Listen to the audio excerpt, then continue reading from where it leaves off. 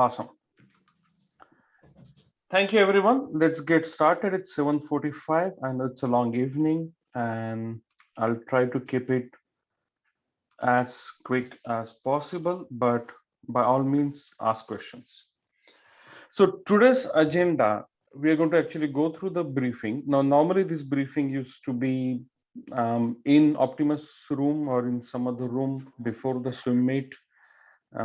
But with this new normal, this briefing is all going to be online. It will be recorded. It will be available for anyone who is official and may not be able to attend the briefing.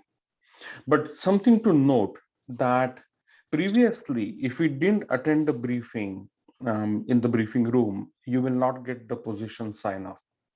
Going forward, if you're not able to attend the briefing online version until we are able to switch to in person, which nobody knows when, but this briefing becomes a mandatory briefing if you're looking for a position sign off, just as a thing.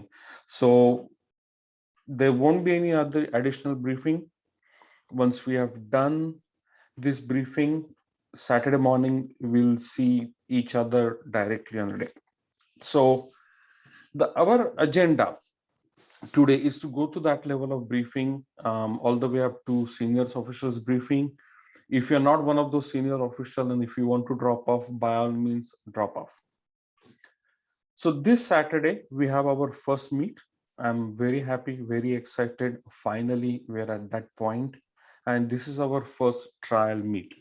And the reason I'm calling this as a trial meet, because in this meet, we need to prove to Town of Milton, we need to prove to SIM Ontario, we need to prove to Club Board of Director that we as a club are capable of managing the meet, and we are actually capable of running the meet, keeping all the COVID protocol and the new requirements in place. And therefore, this is going to be a trial meet. It's official. The times are official. They will be locked, but this is going to be one of those trial meet where officials are learning, the swimmers are learning, and coaches are learning. This is all going to be quite a bit of learning activity. The brief scope for Saturday meet, we have 4 strokes, free back fly. There are more people waiting in the waiting room. Okay, I will. Yeah. You'll admit them. Thank you. I will admit them. Yeah. So scope for Saturday meet, we have 4 strokes, free back breast fly. There are no IMs, there are no relays, and those 4 strokes are 50-meter only, and they will actually happen at a different time, and we'll talk about that different time very soon. So that's actually the scope or the pattern of this Saturday meet. Right? Heat sheet will be distributed by Richard, or there will be heat sheets available, printed version for your positions when you come in. In terms of the officials, our competition coordinator is Kevin. Meet manager is Wing. Wing is already on a call. My name is Dilip. I am your session referee.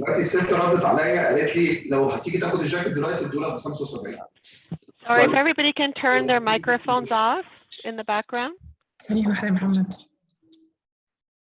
Thank you. Safety coordinators are Caroline, Tanya, and Sarah, which was already introduced in previous briefing. And I think they have the biggest responsibility in this meet to make sure that all the protocols are followed. Our chief timer is Samesh. Clerk, of course, we have a vacancy, but we're just going to assign Wing to it. He can do multitasking really well. He has done that before. So Wing is now officially a clerk, of course, for that meet, and the meet manager and the person to run around everywhere. Our chief finish judge is Cindy, and our starter is Todd. That's our usual suspect. And plus we have a few other volunteers who are headline timer, who are regular timers, and the inspector of turn. And this is a very, very skeleton meet. What I mean by that skeleton meet, that we don't have that many officials on the day. Normally, before, when we used to run the meet, you will have at least 40 people, 40 officials on the day. I think we are trying to run this in 20. have, and with more additional stricter protocols and things like that. So it's going to be challenging. Okay, we're going to learn lots of things. We're going to realize few things work. We're going to realize few things does not work, and which is fine. We are all learning in a new way of conducting the meet. Please have lots of patience. We have lots of time, but please have lots of patience with swimmers, with officials, with volunteers, with coaches. If something is not right, don't worry about it. We'll get it fixed. This position for this meet, there are no sign-offs available, but the next one which is coming up, there will be sign-off. One of the big things, right, in this meet, and if you ask me what is the one big change this meet versus all the previous meet, in this meet, once you're done your work, go back to your seat. Previously, I could go and chat with somebody on the next lane. I can go and basically hang out and have chit chat. Not allowed anymore, right? Please be seated unless and until you're not actually part of the race, you're not observing the race. Please stay seated. You're only supposed to get off from your chair or from your seat, right, before the race. Then observe the race. Once the race is done, go back. And in between, obviously, after the race is done, you need to clear out the diving boards and things like that. Most importantly, don't touch swimmers. That's for their safety, your safety, liability issues, bunch of other things. Touching swimmer is no. Be nice and friendly, but don't chit chat. Way back, and I would say like way back in when I started officiating, there was no MMST building. There was no MMST. Sorry, there was no sports center. The swim meet is to happen at a different pool. And that point, I thought like chatting with swimmer might actually ease them. Then my daughter told me one day, and it's like they really don't like when officials starts excessively chatting with them because they're in that zone, because they're in that racing mindset, and they don't want to be rude. So we actually don't help them with chit chatting so much. So be friendly and keep the conversation to minimum with the swimmers. Please, no phone. For any reason, if you need to take a call, raise your hand. We'll find a replacement, and please take a call off deck. Okay. And last but not least, if there are any emergencies, follow the pool staff or follow the city town officials, their directions, and they will tell you how to evacuate, from where to evacuate, and things like that. Okay. Now, I will actually open up for the questions after we get to the point, after the safety briefing, and then we'll get into the more specific about strokes and protocols and things like that. On that note, I would like to hand it back to Tanya, for our safety coordinator, for safety briefing. Tanya, over to you, please. Perfect. Thanks, Nilesh. Perfect. Thank you. I'll just say next slide if that's okay then. Okay. So welcome back to racing, everybody.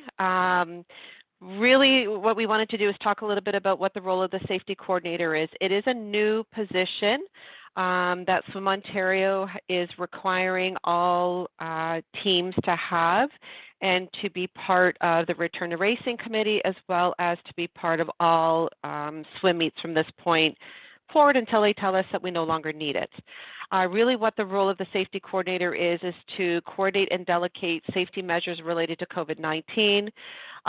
The protocols have been put into place. We have spent a good chunk of the last year, stop and start like everybody else, to follow any of the protocols that the town has, also protocols that Swim Ontario have, to make sure that we can run these sanctioned events and ensuring all safety measures are followed. We are part of the Return to Racing Committee. There are positions that we have now created as part of our volunteer commitment as well. As far as the safety coordinators, they have to be named to Swim Ontario as well. At this time, so they're going to be named in the meet management package also. At this time, it's myself, it's Caroline, as well as Sarah Emerton. Not all of us are going to be at every swim meet. Ideally, the first one is kind of a learning, and then Caroline and Sarah, and actually just as a result of the swimmer session, we have a third parent who has agreed to come on board. So we're going to try to run the swim meets with one safety coordinator after this weekend. Next slide.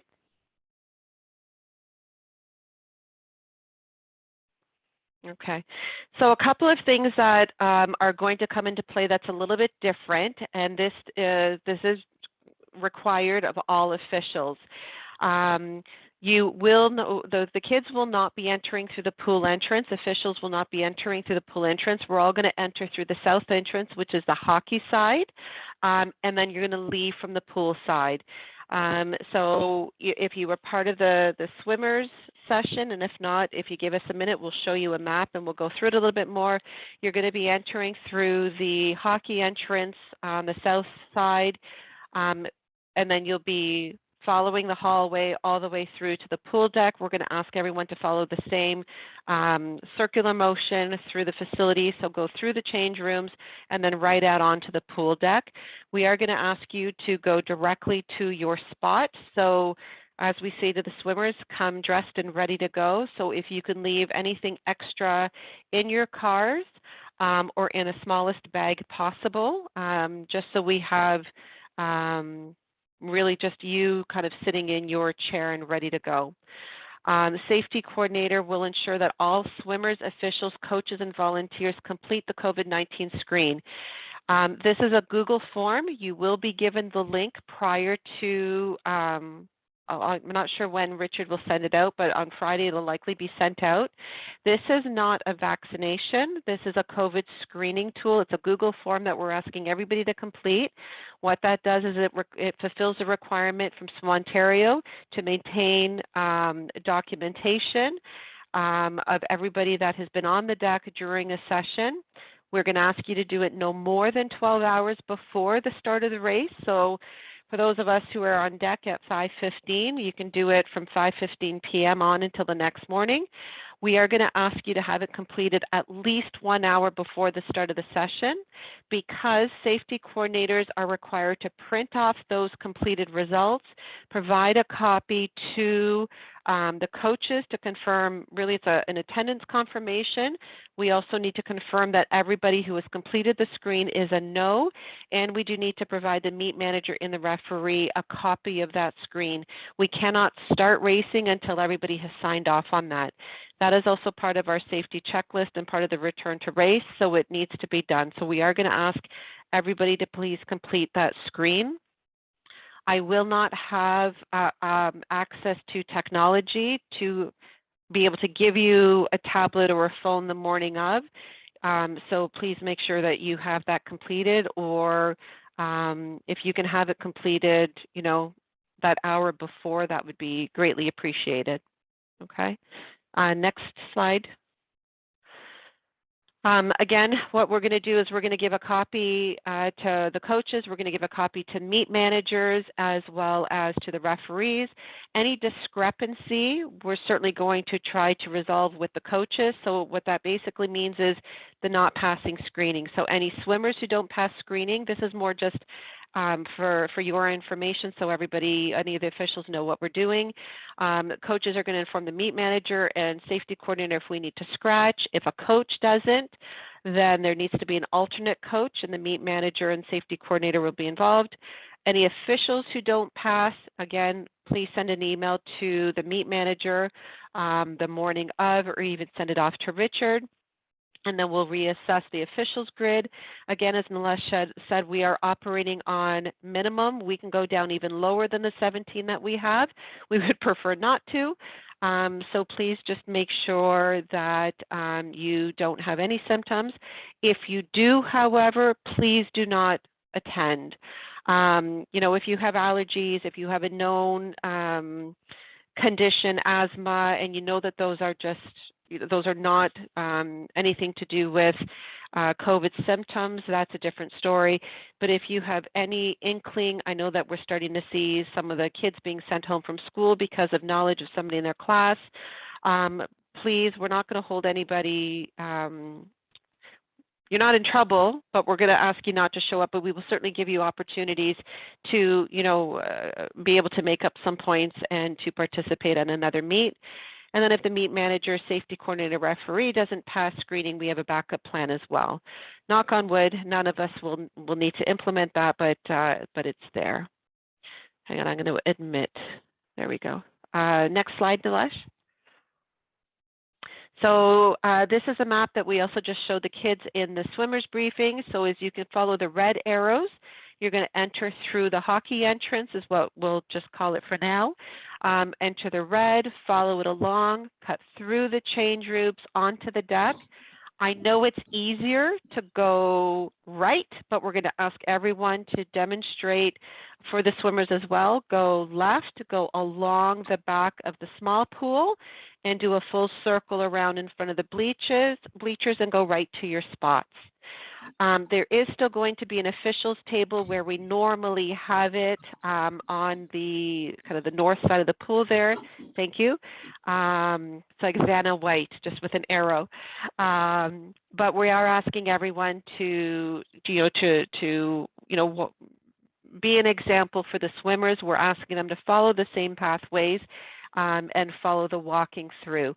When we all leave at the very end, we're all going to leave out of the pool entrance. Same thing, change rooms out and through the pool entrance. Okay. We'll have a chance for any questions, but all means, you can raise your hand if you've got any questions as we go through it.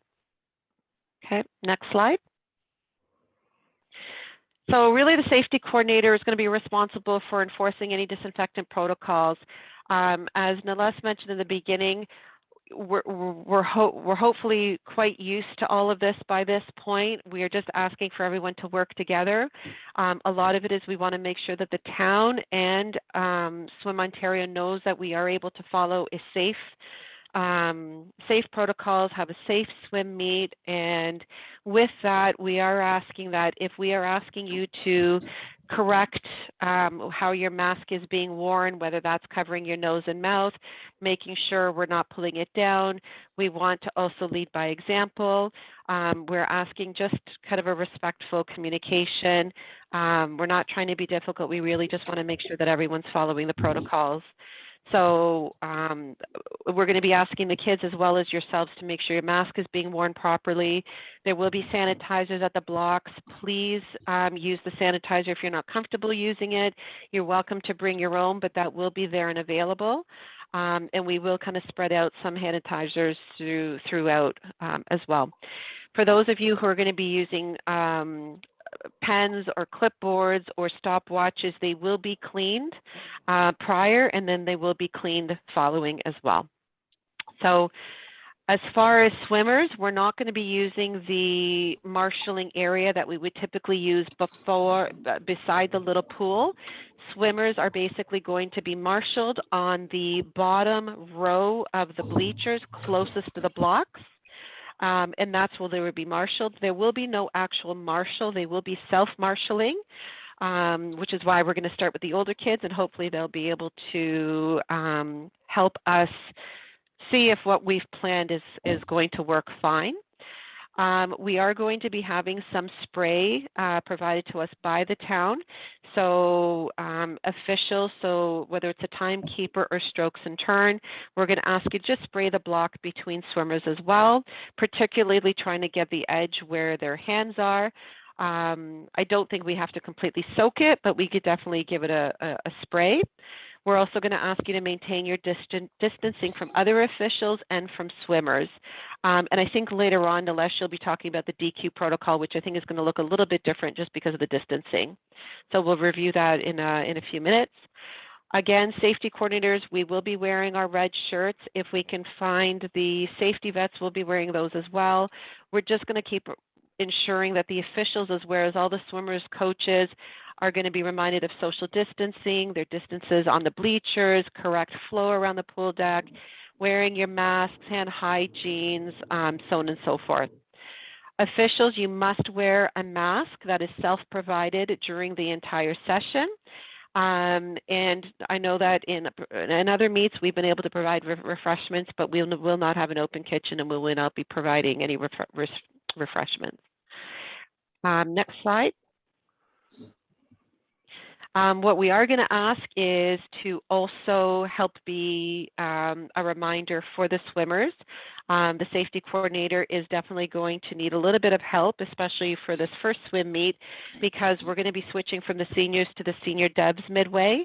So we're going to have to go up to the front and check them into the COVID screen. We're hoping by that point the seniors will already have things down pat. So we're asking for just some extra eyes and reminders to the swimmers.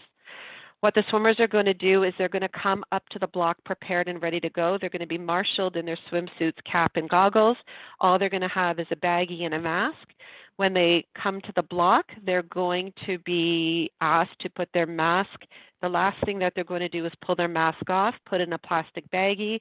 They're just going to leave it at the base of the block. When they come out of the pool, we're going to ask them to put it on. So they should not be coming to the block with any kind of towels, any kind of warm-up gear, shoes, nothing. They're dressed and ready to go, except for a baggie and a mask. You are welcome to remind them just, hey, put your mask back on, and they will be able to do that, okay? Disciplinary action, what we did review with the swimmers just now in the swimmers briefing is that if there are any violations, we will notify the coach and the coach will address it. Where required, we will let the referee know as well. We will continue to give verbal reminders the same way. Again, we're asking you guys to help out with that. If there's any violations, we're going to give people a chance, but if at some point, both officials, volunteers, as well as swimmers, if there's non-compliance, the referee and meet manager and the coach will become involved. And again, we're going to give, I'm going to call it a warning. We're not really going to call it a warning. We're going to call it a reminder. But ultimately, if those reminders, create an environment where we're not following protocols and we run the risk of exposing each other to something, or if we are worried that the town is going to question, we'll have to address that accordingly. Next slide. And again, the warm-up layout, same idea. So we're going to follow the circles. You can see there on the bottom. The gray line is, if you remember from when we do just our intra meets, that's really where the academy usually sits. So that's where the kids are going to get marshaled, is on that lower bench. They will get called up to the blocks. Again, referee will give a little bit more information about what that looks like. They'll go to the blocks.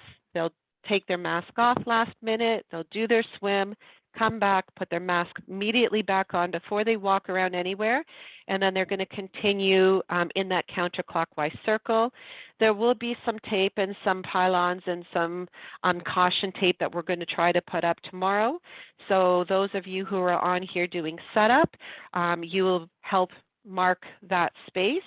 The only thing that I want to highlight too is we don't want to end up using that pathway between the small pool and the big pool. There's another turquoise line there. We are going to ask that no swimmers go that way. Any of the officials that are on the turn end, please ask the swimmers just to keep walking through to the red arrows, okay? And next slide, I think we're almost done here. And racing, same idea. So you can see there's not really much different. It's still the same flow. They're still being marshaled in the same spots. So that's just a visual. Okay. Tanya, maybe the only thing to mention is that the officials are always to be on the right side of the block and the swimmer always on the left side, just to keep it even there, the two dots Perfect. on either side of the block.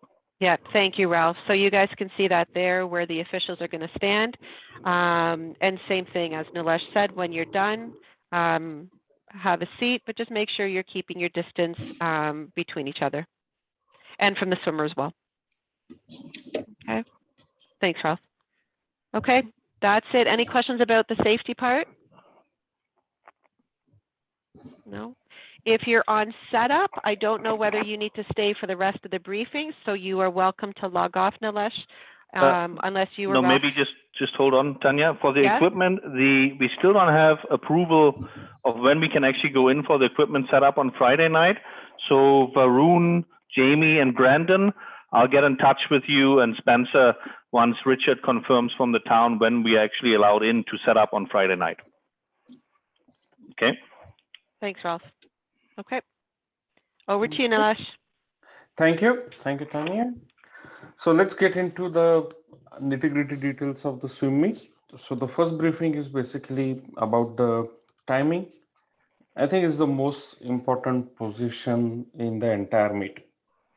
If you have good timers, or if the timing goes on a rhythm or on a roll, then there is a high level of accuracy in swimmer's time capture, and it gets fair and square meet. Means the whole objective behind this meet or the officials is really to give each swimmer fair and equal opportunity to compete, and the ground field has to be level. So from that point of view, right, the timer plays a critical role to make sure that the swim meet is successful. First, your first action is to basically, when the swimmer approaches the block, please check the name. Please ask for the name and make sure that the right swimmer are in the right heat, are in the right lane. We don't have a relay, so we don't need to worry about the order of relay. But for some reason, if they are not, then raise your hand to the chief timer and we'll address the issue. Okay. Always start your watch at the flash of the light, right? And you should be positioning yourself in a such a way that you can actually see that starter equipment or that flash very clearly with nothing in between, right? Now, always start your watch, irrespective whether you have a swimmer in your lane or don't have, if there is a no show, but start your watch. Because it could happen that somebody in the next lane may have watch malfunction and we may need that additional watch. So always start your watch, irrespective whether you have swimmer or you don't have a swimmer. Okay. If you start the watch, you stop the watch. You do not give your watch to anyone else. So for example, like if you're in lane two, right, and let's say you don't have a swimmer and you start your watch, and all of a sudden somebody in lane four, their watch stop working, right? Chief timer may ask you to basically move from lane two to lane four for that movement only to capture a time. But in that case, you don't give your watch to actually timer in the lane four. You actually go there, take a what time, record the time, give it to the timer in that lane, and you come back to your lane. So the rule is basically, if you start the watch, you stop the watch. If there are no swimmers in your lane for your heat, just say NS, which is no show. For some reason, if the swimmer did not finish the race, whatever, like if their goggle came down, if they drank some water, whatever reason, if they did not finish the race, then just write DNF, that is, did not finish.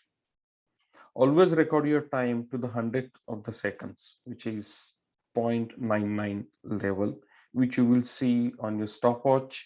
If you're operating the plunger, no issues, it will automatically be captured. And always remember, always to use your index finger.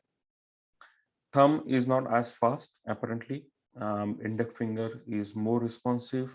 So it's highly recommended to use your index finger to start and stop your watch.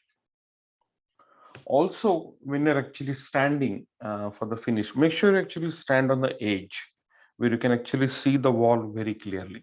And unfortunately, in this Zoom, I can't actually demonstrate that. But you should be actually standing in a such way that you can actually bend down and the wall is right under your eyesight or the eye line. Okay, where you can clearly see that wall or a pad where the swimmers are going to touch for the turn or the finish of the race or something. Now you can actually stop your watch or you can actually press plunger when any part of swimmer's body touches that wall or a pad, right? The first contact, you can plunge or you can stop the watch to take the time. Now, it could happen with some senior swimmers at higher end meet that when they're actually coming back, they may actually, their arm may actually cross vertical plane of that pad, right? It is considered as officially the finish of the race. If the hand basically crosses the vertical, it may not touch actually the pad and depends upon the stroke. It can be a DQ, but that's a DQ discussion, that's a stroke discussion, but technically race has finished. And you can actually plunge or you can stop the watch, and that's obviously a light touch. You can actually record that as a light touch. Now, when you're standing, you have very clear view when swimmers are actually finishing their race. You could see whether they have actually hard stop or hard finish, or did they did like a light touch. If you feel that there is a light touch, there is a checkbox on your timesheets. Please, basically heat sheet, sorry. Please check that, right? Make sure that there is a light touch indicator. Okay. Clear your watch after you're able to record the time, and we have plenty of time. So, okay, I'm going to put, sorry, if you're not speaking, if you can go on the mute, please. Thank you. Okay. So you should clear your watch, right? Every time after the time is recorded. Most critical, if the young swimmers, especially those who are young, for some reason, if they're struggling to come out of the pool, don't give them a hand. Don't touch the swimmer. Tell them to go to the side of the pool, and from there they can come out. But don't touch the swimmer. Don't give them a hand. If the swimmers are in distress, call the lifeguard, right? Or call for help. But don't touch the swimmers at any cost. Next one, if you have watch malfunction, it happens, right? It happens all the time. Like I've done all sorts of stuff with the stopwatch. I have started stop in between, watch just battery died, all sorts of stuff. If something happens, just raise your hand and the chief timer will come to you, and we'll find some alternate to somebody for step in that position. For any reason, if you need to step away, don't just disappear. Please don't disappear. Okay. Please raise your hand. We'll find a replacement to step in for you, and then you can actually step away. Don't chat on the phone. Don't chat with the swimmers. Leave them in their zone. Keep the phone aside. If you have to have phone, or if you need to talk to, please go off deck to talk on the phone. And also please pay attention to which heat, which swim, which timing is going on. One of my nightmare experience is in one competition, one lane actually forgot to keep the count of the laps, and it was 800-meter, um, and it's a 50-meter pool, 800-meter, so few laps back and forth, and they did not ring the bell, so swimmer didn't know it's a last lap, and the poor swimmer had to swim all over again. Not fair. So please pay attention when you're on the deck. In case of any doubt, raise your hand. Chief timer will step in. We're all going to be there. And remember, we're all volunteers. I keep saying we're all volunteers. We're going to do some goofy things. That's fine. That's normal. We're going to fix and move on, but at least we're going to do our best to perform the duties for which we're there. Okay, some of the deck protocols. Now, this is how this whole end-to-end racing sequence will work. Swimmer will be actually sitting whichever spot they got when they came in the morning, and they are not supposed to move. They're supposed to sit there for the entire session.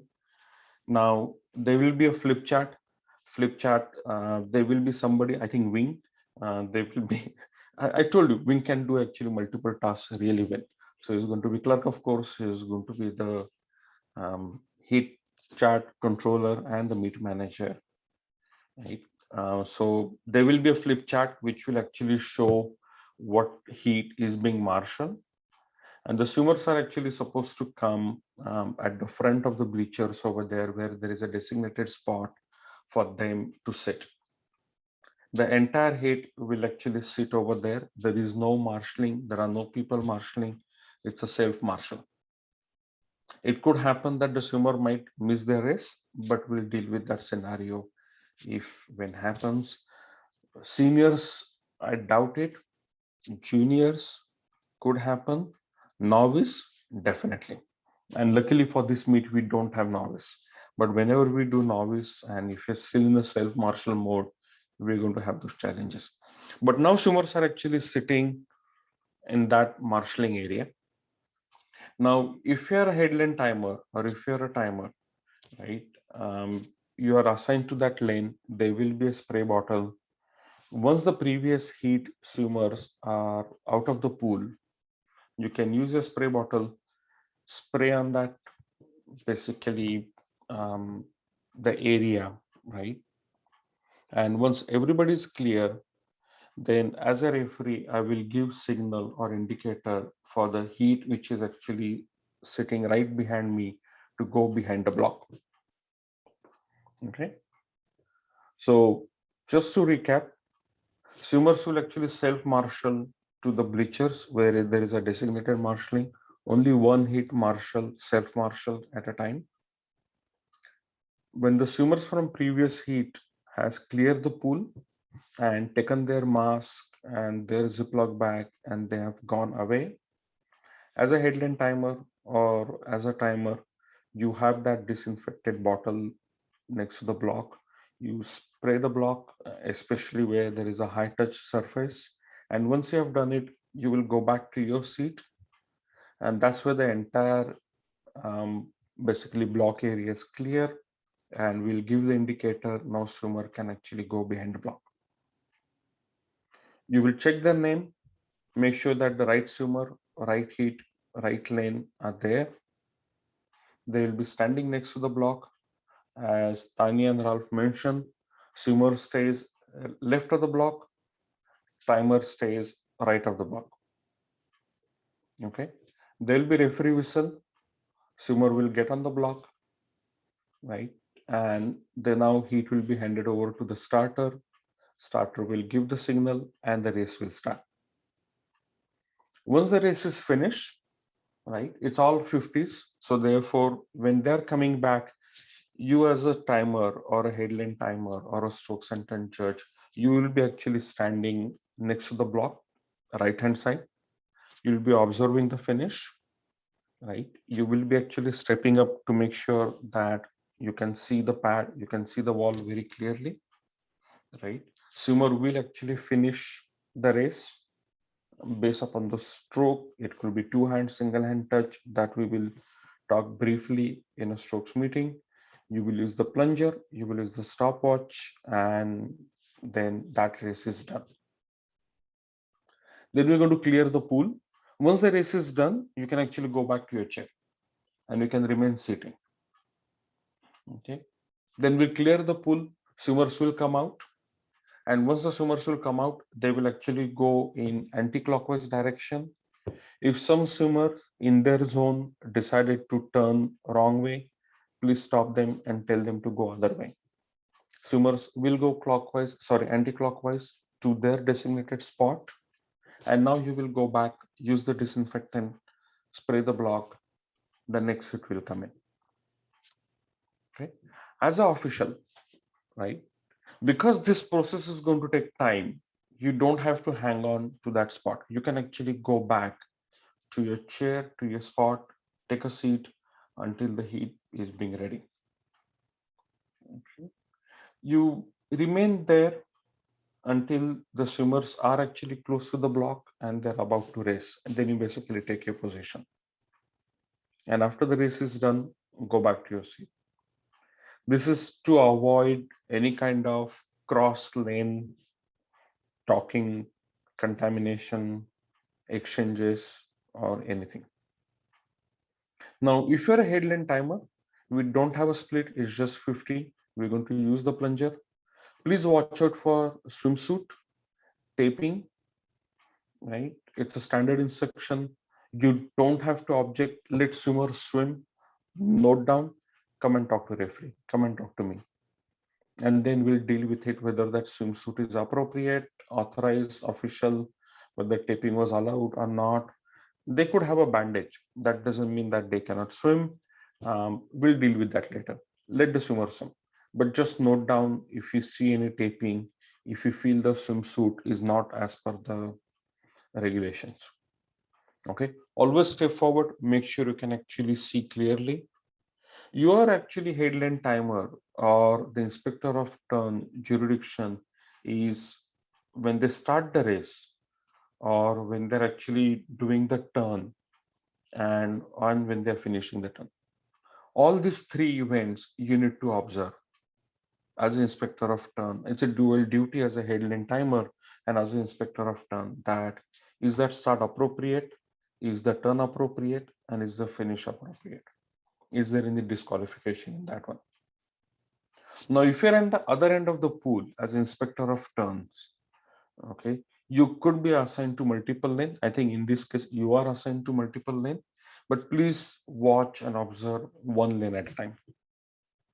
You can't do justice by watching two lanes. Now, let's say you are assigned to two or three lane. You can pick a lane, watch until that turn is done or until that race is finished.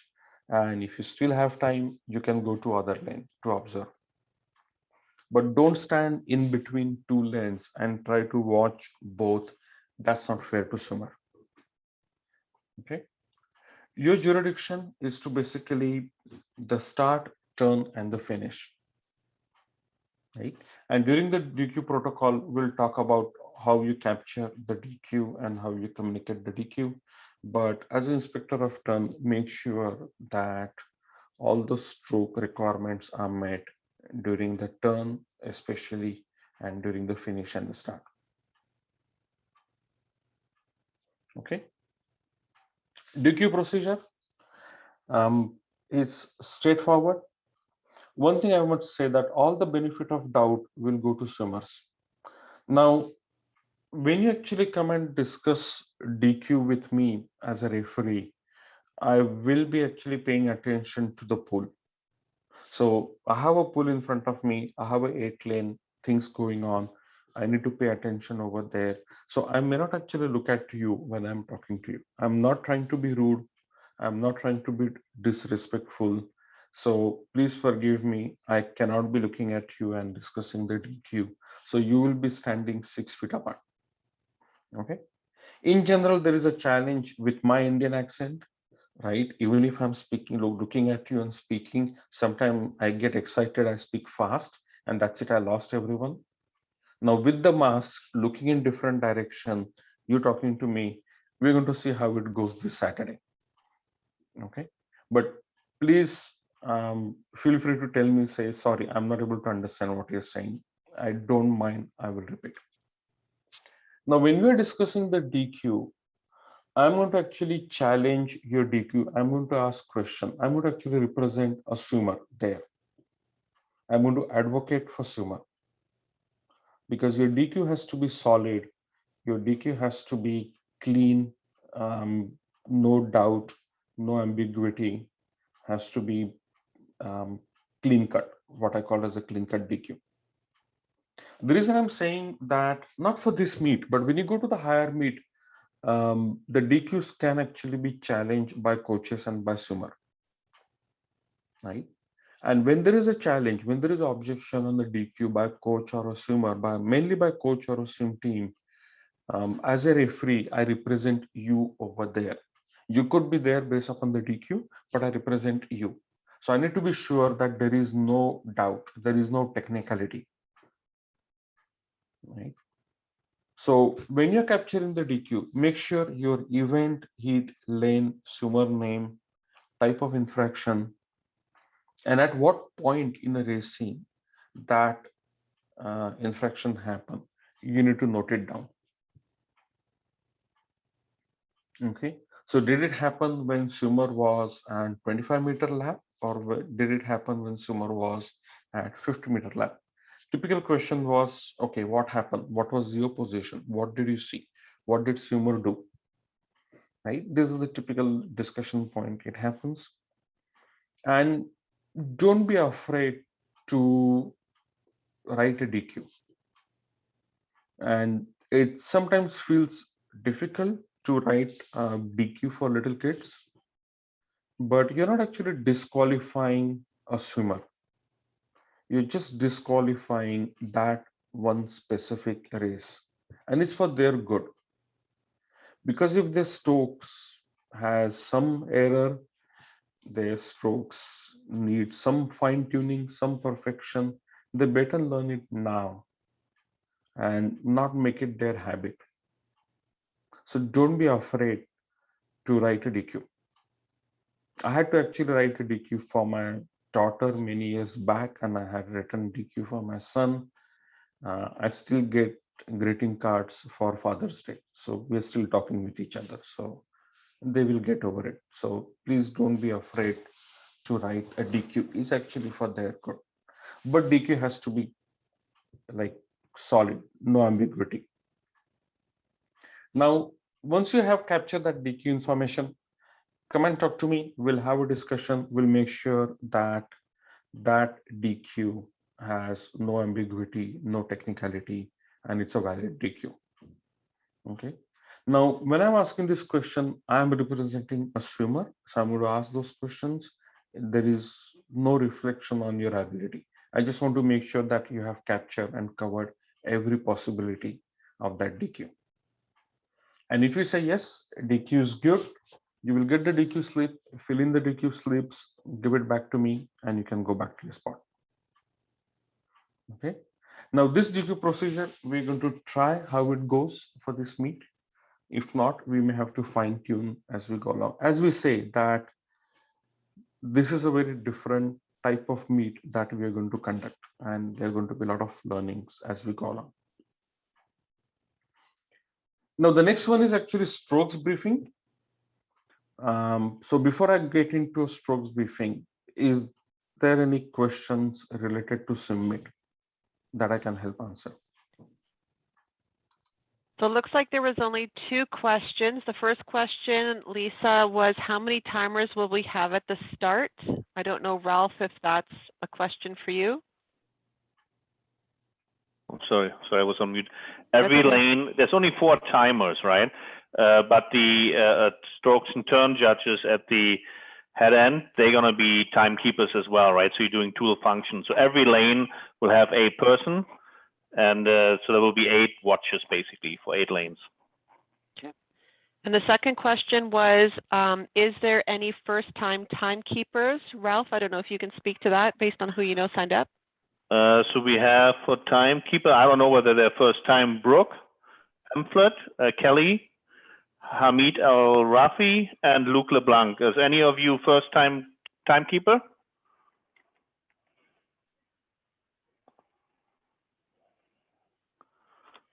Brooke said something. Hold on. Brooke is a. I recognize those names just from other things, so I could be wrong, but I think that those are. Yeah, and even if it's a first time timekeeper, I think we should be okay because we have lots of time and we're really only doing 8 races, right? And they're 50 meters, so I think it will be okay. Okay, and then Todd has his hand raised. Todd, please go ahead. Your first time timekeeper, Todd?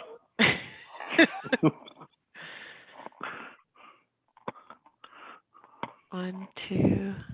Todd, please go ahead. Todd? No.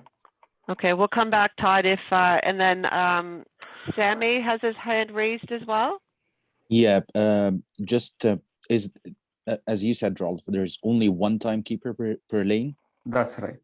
Okay, yeah. So are we using plungers or just the watches?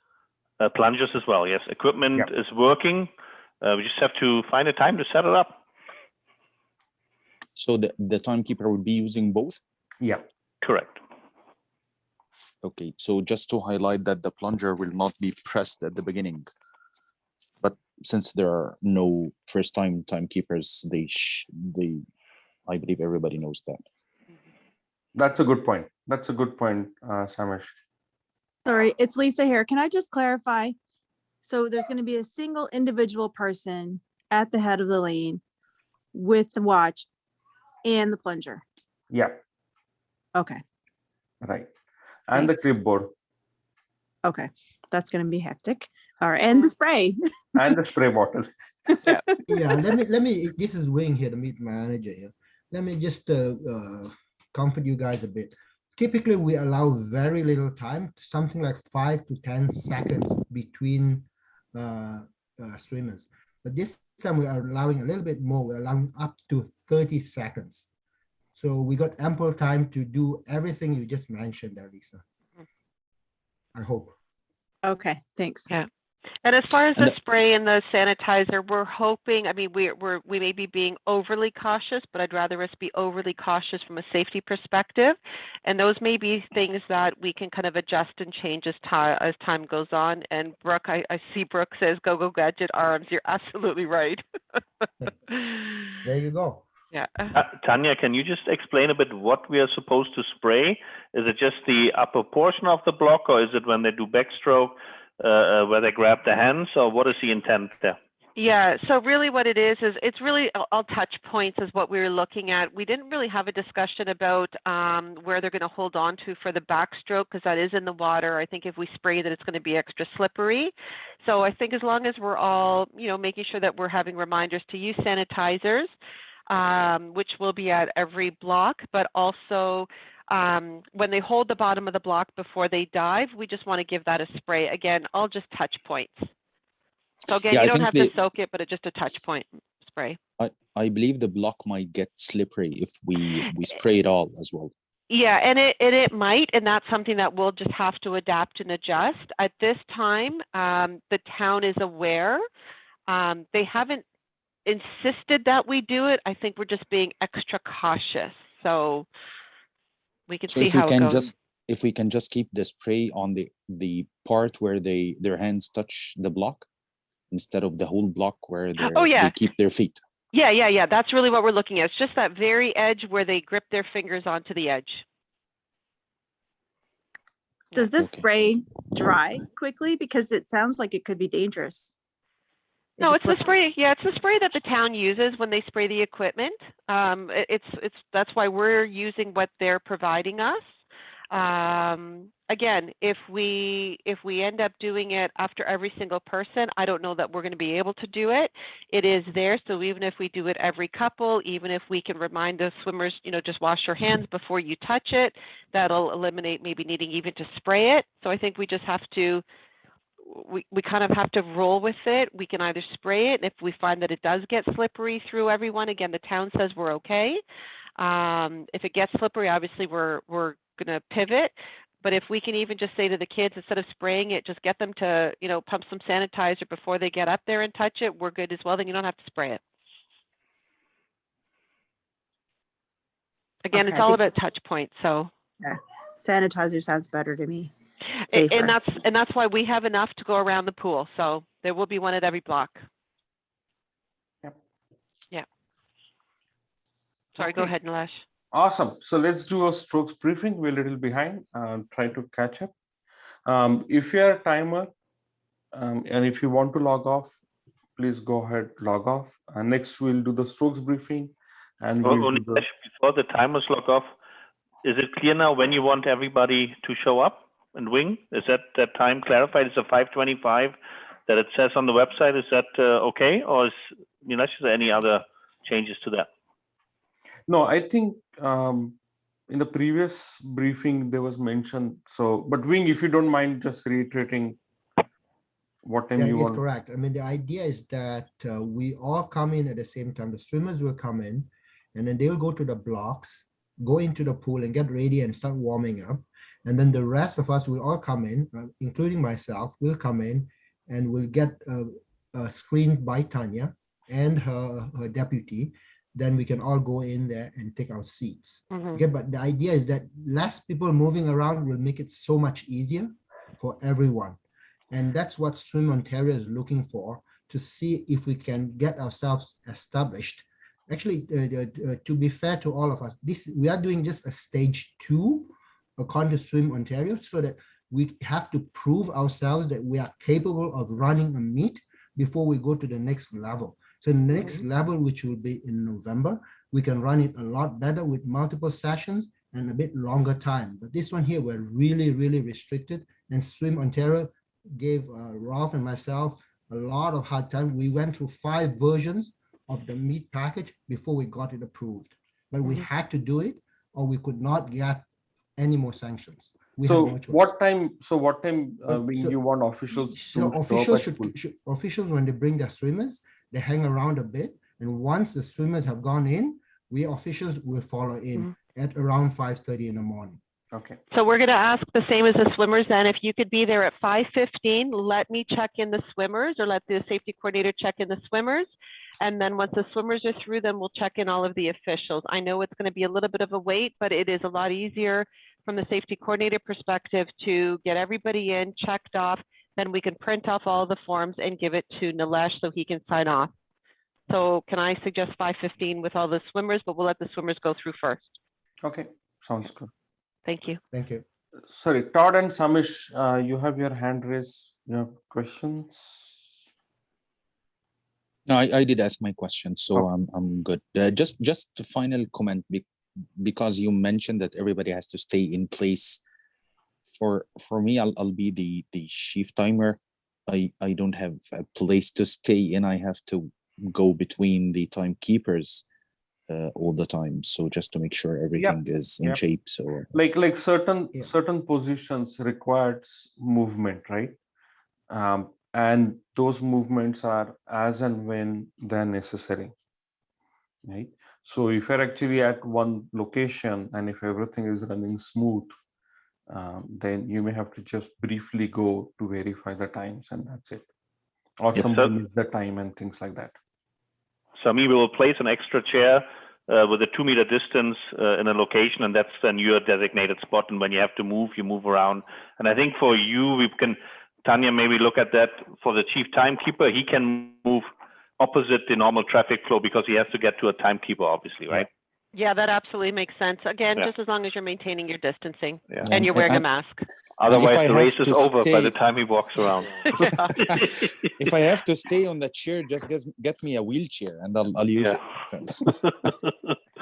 This is exactly what we want to find out in this race, right? The rules that we make up specific to the pool, do they actually work, right? Perfect. Thank you, guys. So the first stroke is freestyle. It's hard to DQ anybody in a freestyle, right? First rule, the swimmer must break the surface at 15-meter mark or before. Okay, they must touch the wall with hand, legs, head, whatever they want to before they turn or before they actually finish the race. Something has to touch the wall to end the race.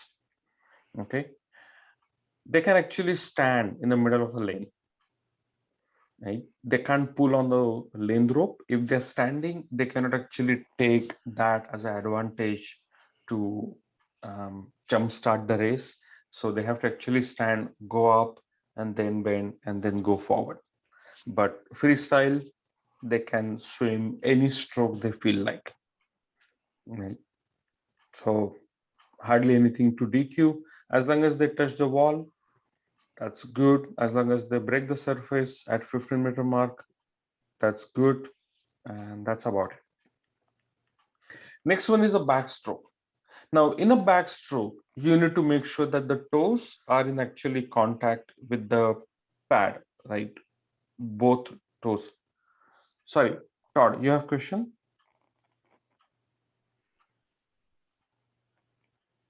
Okay. So both toes are in actually touch with the wall or touch pad. Now, when they actually start the race, they must break the surface at 15 or before, right?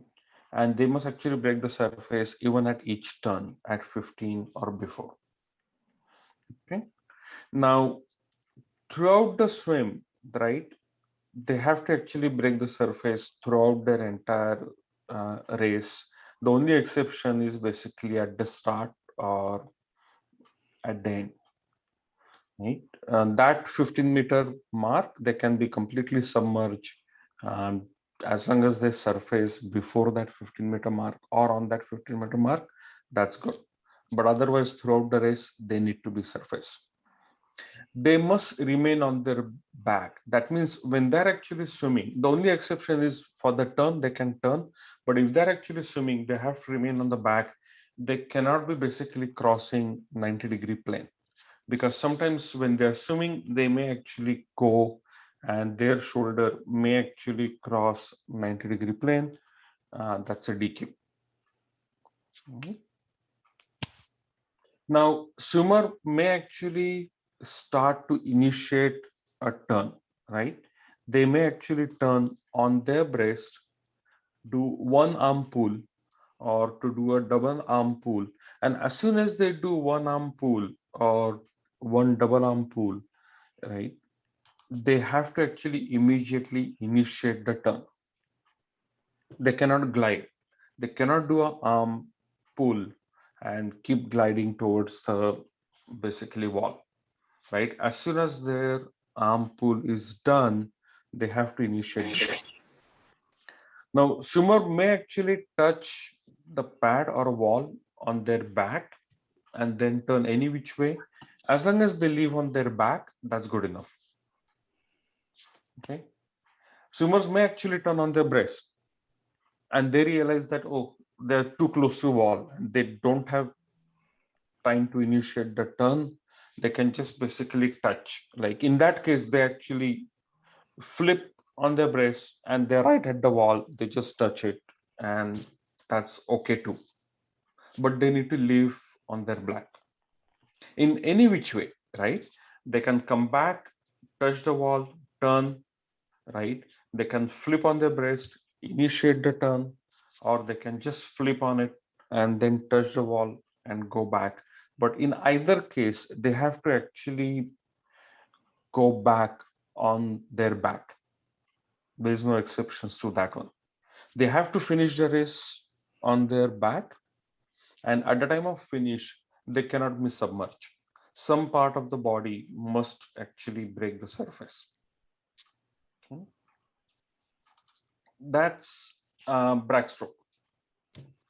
Then in breaststroke, okay, they start breaststrokes. Basically, it's a dive start, right? They must be on their breast after they leave the wall or after they take the dive, right? At the start and at the each turn, right? Swimmer can actually take one arm pull, okay, past their hip line and single butterfly click. Okay, their head must break the surface, right? When their second turn or the second arm pull is actually turning inward at the widest part of their second stroke. So they can complete the one full arm pull and one kick. And as they are coming to the surface, either at the start or at the turn, they cannot actually complete the second arm pull. Their second arm pull, their hand must be turning inward at the widest part. Okay. This stroke has a cycle, one arm, one leg. That cycle has to be maintained, right? And during that each cycle, right, swimmer's head must break the surface, must break the water surface, right? And it's a cyclic, arm, leg, break the water surface. All movements, right, of your arms and legs has to be simultaneous, and there has to be on a horizontal plane. There cannot be alternative movements. There cannot be alternative movements between the legs. There has to be simultaneous movements, right? Your elbow has to be under the water, okay, except for the last stroke, right, before the turn or when they're finishing the race. Okay. And the arm shall not be basically break through past their hip line, right, except during the first stroke, right, after the start or after the each turn. Okay. At each turn or the finish, right, they have to touch the pads or the wall. That touch has to be both hand separate simultaneously. It can be above the water, below the water surface, it doesn't matter. They can touch this way, they can touch this way. They cannot have like non-simultaneous touch. They have to touch the wall same time, can be anywhere. As long as they touch the pad with both hands, that's good. Next one is fly. Again with the fly, they must break the surface at 15 meter or before, and also at the each turn, right? So when they initiate the turn, they have to surface before 15-meter flag. Okay.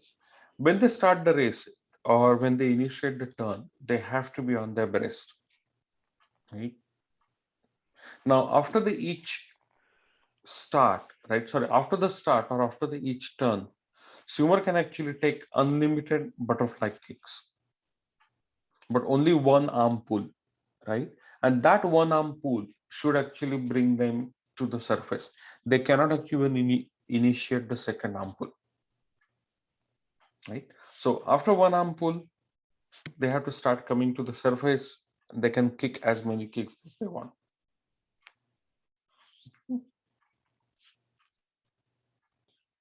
Now, there has to be over the water arm recovery throughout the race.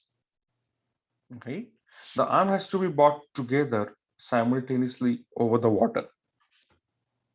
Right, you need to observe that there is no underwater recovery. The recovery is basically over the water for the fly kick. Okay, and same goes with the fly. At the end of the each stroke, right, the both hand has to be basically touched simultaneously. It can be above, it can be below, that's fine, but it's a two-hand touch finish. Okay. We don't have IM, so we don't need to worry about the IM for this Saturday, and we don't have relays either. And that's end of the stroke briefing. Any questions on a stroke briefing, guys? Hey, it's Todd here. Can you guys hear me now? Yep. Oh, I had microphone problems earlier. Sorry. I wanted to go back to the DQ protocol, which is related to this. Yeah. What you described, Nilesh, was just a little bit different than what we've put into the return to racing safety plan. That's right. That's right. There is a slight change there. Right. That was like a couple of days back when I circulated the slide deck. I had to incorporate that. Instead of having one official go from official position to referee, then the same person goes to electronic stable. Sorry, same person goes to the coach, after coach, back to the electronic stable, and back to their position. This few swim meet which happens at the other club, they realize that they lose quite a bit significant time in that one, and in that position there is no one to step in. So one of the recommendation was to basically have your mentor or coordinator do the DQ the way they were doing DQ before, right? Or accumulate it and give it to the coaches in a bulk. So we're going to try that on Saturday. Let's see how it goes. Okay, you've given it some thought. I just wanted to call it out there. So No, you're right. You're right. And there is a deviation in that one, right? So the other question I had, we've got 4 timers for the 8 lanes, and I heard reference to watches earlier. actually we got 4 timers and we got 4 head lane timers. So there'll be 1 per lane. Okay. Right? Misunderstood that. Okay, So thank there'll you. be 1 per lane. So. The other thought was just in regards to the spray. I don't remember us chatting about this, but would it make sense for blocks to be sprayed immediately after the start, which could save some time instead of plunging, getting out of the way for the swimmers to get out, then spraying the blocks, then moving back to the chairs in order for the next heat to come up? One of the thought was basically, and we can actually have a discussion or see how it goes on a Saturday. But if you're a head lane timer and after the race starts, you still need to observe the swimmer until they break the surface or they cross that 15-meter mark, right? That's your jurisdiction, right? So basically, um, can they do it afterwards? Sure, they can, right? But then when the swimmers are actually coming back, right, out of the water, right, what's a contamination if they touch the same surface and things like that? So I'm not sure about that. We need to go back to our safety coordinators and say what protocol we have to follow. I think Right. once the kids are done racing, you know, when you're between one swimmer and the other, give it a quick spray because there's no timekeeping, there's no plunging, there's no nothing. Maybe we give that a try. But again, I agree. I think it was Lisa who said earlier, if we can avoid spraying and encourage a sanitizer, we're achieving the same goal. Right. So, And you know what? Like there are going to be a lot of points like this, right? Yeah. And this is whole the trial meet, right? So yeah, good points though. Actually, we want points like this so we can actually collect all these points mhm. after the meet and then sit down and see what fine tuning we need to do. Good point, Todd, though. Thank you. Thanks. Okay, the next one is basically senior officials briefing, clerk of course, chief timer, starter, CFJ, and we don't have safety marshal, we don't have judge of strokes. So CFJ, starter, CT, if you can stay behind for 5 more minutes. Everyone else, if you guys want to log off, you can. Thank you so much for your time. And I'll see you guys Saturday morning. And thank you for your patience. And we'll get to this.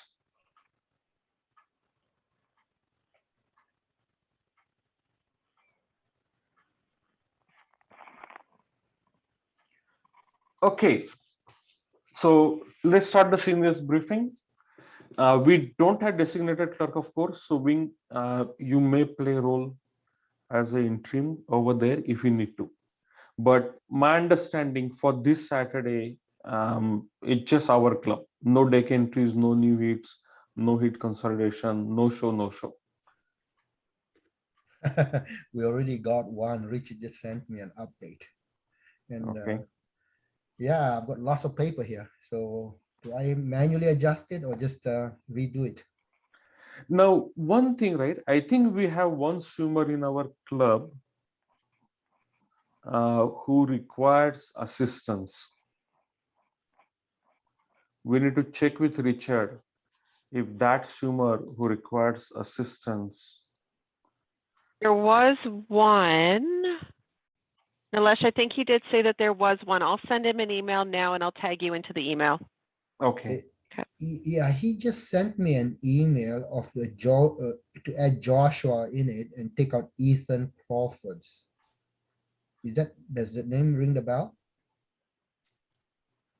No. So I need to Josh go is back. no longer swimming with us. He's a senior.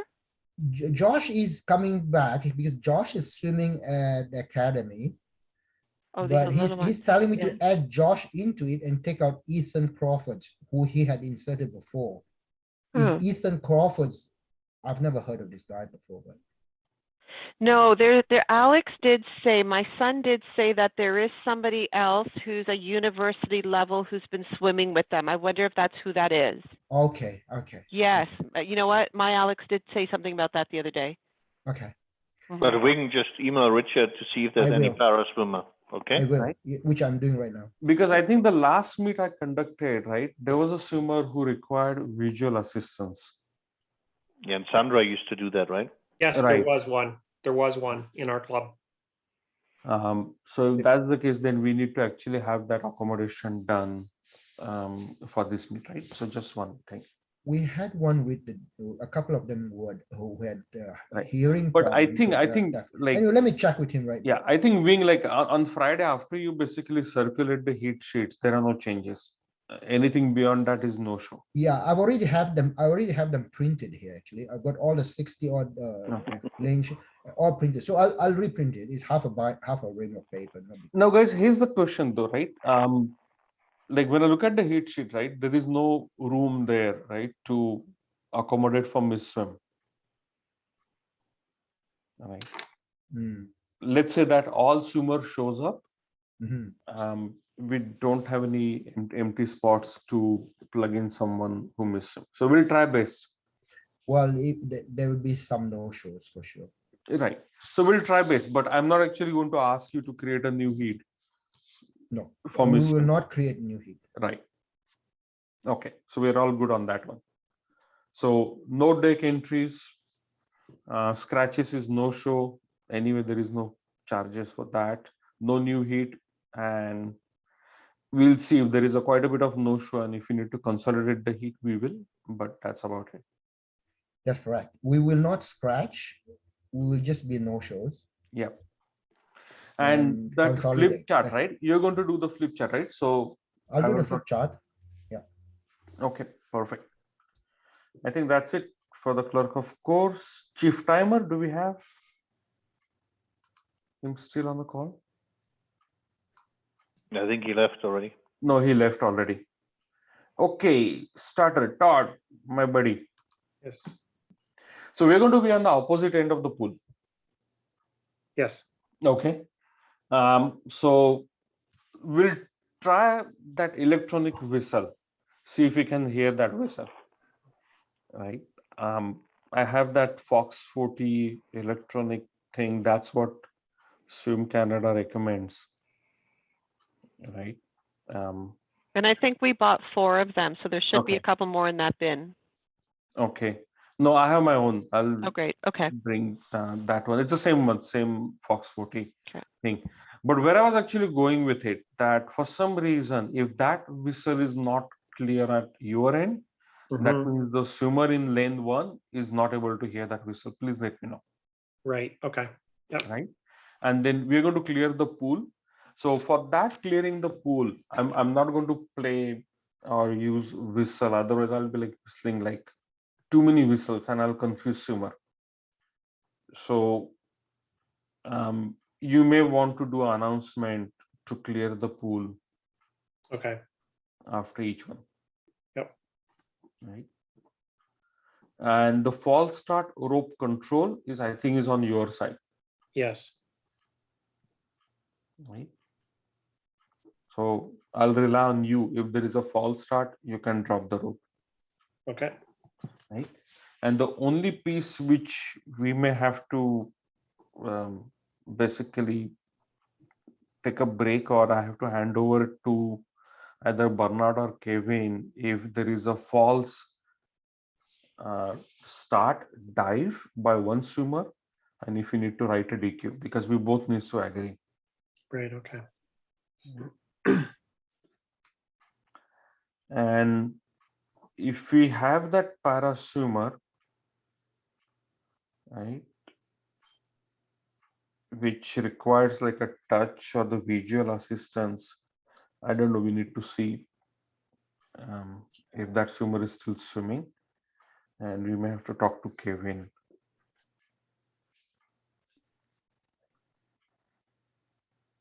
Because if that's the case, then we may have to actually move the swimmer to lane 1, closer to you. Right. Right. And the person who's giving the assistant has actually more room. Right. Because I remember what Sandra used to do, like she will actually hold that swimmer's leg, and as Right. soon as Yes. you press the start or you flash the strobe, she will let go that. Yep. And as soon as you let go, that swimmer will dive. So Anything that needs to be then obviously communicated to the swimmer ahead of time, and Yeah. somebody else is going to get moved. Yeah. Yeah. So we need to know whether That's- that swimmer is still there or not. And if yes, we may have to shift the lane there. the ankle holding thing is one way that I know hearing impaired swimmers start. There's also a hand signal too. Mhm. So really it depends on what that swimmer prefers. Yep. So we'll have to find that out. Yep. Yeah, Wing emailed Richard, so let's see if that swimmer's even taking part. Okay. Okay. And then just one other comment. So with the self-marshalling, Nilesh, should Todd not also basically be, after each heat, heat 4 is now marshalling, that they have at least some sort of notion? Because We have with a the flip seniors, chart I'm there, not. right? Like we Well, have with the a, seniors, I'm not too worried, but with the senior development, there's quite a few younger kids as well. It might be worthwhile. We have lots of time between the heats, and then Todd, if you could announce it, then that would be easy, right? let's Yeah. try that one. Yeah, absolutely. Okay. Yep. Right. And we also have a flip chart on top of that. Correct, and that's for Todd to always turn around and check which heat is. Yeah. That's his double check. And I think we should keep that flip chart close to where they're going to sit for marshalling. Right? Because swimmers will naturally look at that location, right, where they're going to marshal. So it also needs to be visible by all of them. Right. So would you That's a put good that? point. Yeah. Would you put that adjacent to lane 8? I mean, I would say that where the washrooms, where you're coming out through the washrooms, they're all Okay. sitting on the other side, so they're looking one way. And they cannot chit chat, I'm sure they will, but they're kind of a little bit further apart. So if we Yeah. put them where the washrooms are, where we used to post the heat sheets. you Yeah, know, well, that's yeah, what we That's need to actually a do. good spot. Yeah. You know what? Let's try outside we'll have the to play by washroom. ear here. I mean, we see what's the best and we Yeah. fool around with it, right? Exactly. Let's start from that washroom outside, right? Because that's what is visible from everywhere. There needs to be a table for that to sit on though, doesn't there? Yeah, Todd, make a note. We got to find one on Thursday. I thought it sits on that that flip chart stand. Oh, like an easel. We don't have the easel one. We have the whiteboards that the coaches used to use. No, And we Tanya used- bought one. Tanya bought one. Didn't you No, Oh, buy Tanya one? bought one, okay. Yeah, we do have the flip charts. Yep, And they're in is that, it one- they're in that is it- box. Is it? Oh, but it's in one that just sits on a table. It's not one with Yep. stand. Nope. Okay. Okay. Well, I mean, it sits on the table in a stand, like it's a triangle stand, right? Yeah. Yeah. Okay. So it's got to sit on a table. Yeah. So we Yeah, and gotta I thought we find talked about just bringing in one of those little white side tables from the hallway. We could bring some. that. Yeah. Yeah, that can be easily moved around if we find a better spot. So, But Yeah, if we and can it's find easy a to wipe table- down too. Yeah, if we can find a table, no, that's the challenge now. Yeah. Okay, anyway, we'll play it by ear. I mean, we are going to be there tomorrow to mark the seating, and we will have to get back in there on Friday to do the setup. So we have enough time.